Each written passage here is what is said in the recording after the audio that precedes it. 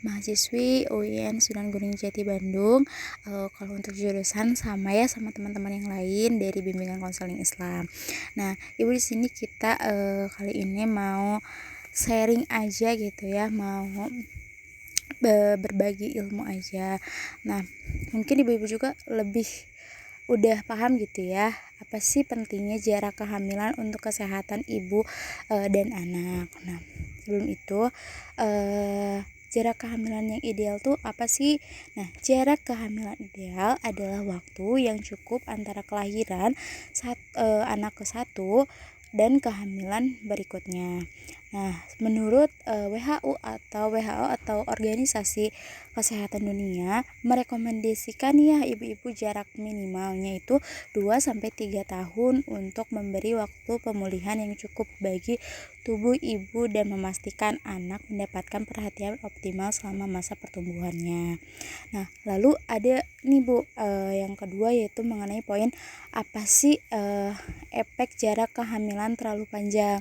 Nah, berefek juga ya jarak kehamilan terlalu panjang juga.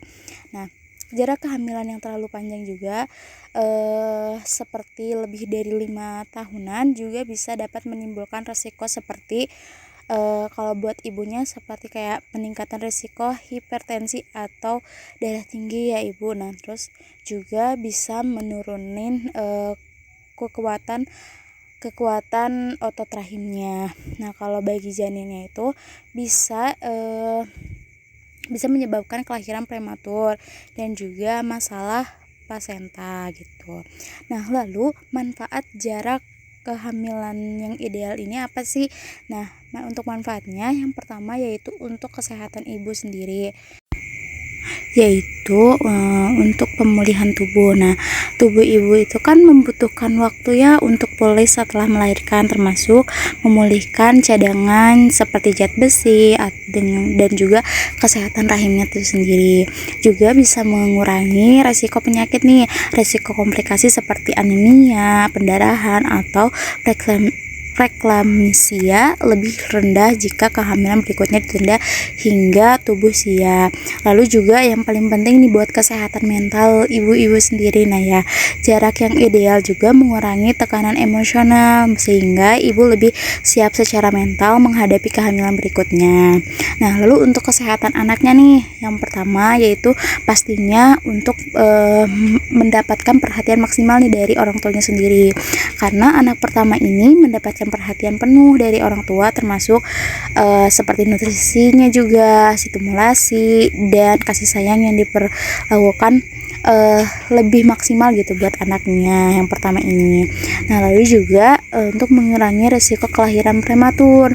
Nah, jadi anak yang lahir dari kehamilan yang terlalu cepat itu juga bisa beresiko nih ibu-ibu lebih tinggi lahirnya prematur atau dengan berat badan lahir rendah. Nah, lalu yang ketiga juga buat tumbuh kembang yang optimal. Anak mendapatkan kesempatan untuk tumbuh sehat tanpa terganggu oleh kehamilan ibu yang terlalu cepat gitu.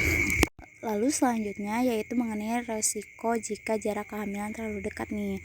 Yang pertama yaitu komplikasi kehamilan. Nah, ibu berisiko juga lebih tinggi mengalami keguguran, pendarahan atau prelaksia karena si tubuhnya itu belum siap gitu ya Bu ya. Lalu juga bisa mengakibatkan kelahiran prematur anak kedua atau berikutnya berisiko terlalu dini gitu ya.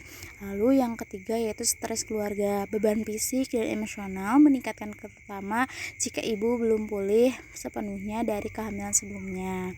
Lalu yang terakhir itu kurangnya perhatian untuk anak pertama, karena mungkin si anaknya itu baru, dia juga belum aja 1 tahun ibunya udah hamil lagi, padahal kan dia masih butuh kasih sayang dari orang tuanya itu sendiri. Nah, terus selanjutnya cara menjaga jarak kehamilan yang ideal tuh seperti apa sih? Nah, yang pertama yaitu yang pastinya gitu ya, menggunakan alat kontrasepsi yang tepat gitu. Seperti alat kontrasepsi itu seperti pil KB, suntik KB, implan, IUD ataupun kondom. Nah, pokoknya mah untuk pilihannya mah itu balik lagi ke ibu-ibu sendiri gitu ya, cocoknya di mana dan yang bagusnya bagaimana gitu, balik lagi ke diri ibunya sendiri dan badannya gitu ya. Nah terus yang kedua yaitu perencanaan kehamilan. Nah, diskusi dengan pasangan mengenai yang terbaik nih untuk memiliki anak berikutnya buat rencana keluarga yang melibatkan pertimbangan kesehatan fisik, mental, dan finansial. Enggak ambil keputusan sendiri gitu ya, diskusi dengan suami ataupun keluarga lainnya gitu ya. Lalu yang ketiga yaitu jaga kesehatan ibu secara menyeluruh. Pastikan ibu sendiri itu mendapatkan nutrisi yang cukup. Nah, termasuk makanan yang kayak zat besi, asam folat, dan vitamin lainnya. Hindarin juga aktivitas yang terlalu berat nih, kayak seperti pokoknya mah pastikan waktu istirahat ibu itu sendiri tercukupi gitu ya. Lalu juga rutin memeriksa kesehatan ke tenaga medis. Nah, untuk selanjutnya yaitu dampak positif untuk keluarga keseluruhan nih dengan kita menjaga jarak kehamilan yang ideal ini. Dampak positifnya apa sih? Nah, yang pertama yaitu untuk kesehatan keluarga yang tentunya ya, karena ibu bisa lebih sehat, lebih istirahat, tubuhnya bisa istirahat dulu gitu ya Bu. Lalu juga anak bisa tumbuh optimal tanpa terganggu adanya ibu kan. Kalau yang lagi hamil mah ya moodnya tuh beda-beda ya Bu ya. Nanti kalau misalnya anaknya masih kecil, masih butuh kasih sayang, terus ibunya lagi nggak mood lah, masa jadi gimana ya Bu nantinya ya. Dan juga kasih sayang anak pertama mungkin untuk anak pertama juga terpenuhi atau maksimal gitu ya. Otomatis dengan begitu hubungan keluarga bisa lebih harmonis gitu ya. Lalu yang kedua untuk yang pastinya gitu ya, untuk kesiapan finansial, karena keluarga bisa memiliki waktu untuk mempersiapkan biaya pendidikan dan kebutuhan anak berikutnya. Lalu yang ketiga yaitu peran ayah bisa lebih aktif gitu.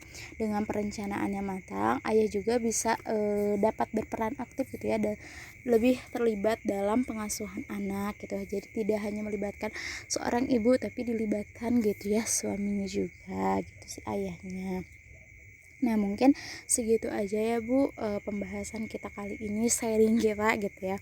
Nah, intinya mah jarak kehamilan yang ideal itu bukan hanya sekedar tentang kesehatan, tapi juga tentang cinta, perhatian, dan masa depan keluarga yang lebih baik. Nah, mungkin Ibu sekian dari saya. Mohon maaf bila banyak kekurangan, karena saya masih belajar. Terima kasih sudah mau mendengarkan. Sekian dari saya. Wassalamualaikum warahmatullahi wabarakatuh. Ikut Ruby sehat. Ibu hamil ya hakikat. ASI eksklusif itu wajib. Makanan anak harus seimbang, cemilan